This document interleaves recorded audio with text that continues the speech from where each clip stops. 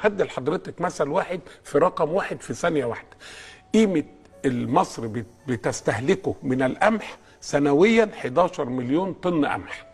كلام محترم.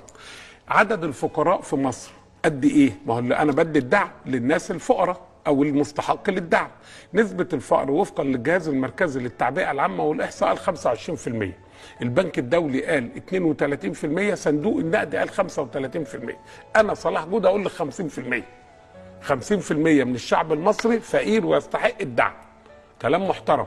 لو احنا بنستهلك كلنا 11 مليون طن قمح للخبز وللعيش بقى الفينو والكايزر والباتون ساليه والباتيهات والجاتوهات والتورتات والكلام ده، نقسم دولت نقول نص الشعب ياخد 7.5 مليون طن والنص التاني 7.5. لا، الفقير هياكل اكتر، نقول 8 ل 9 10 مليون طن يستخدمهم الفقير. الفقراء اللي هم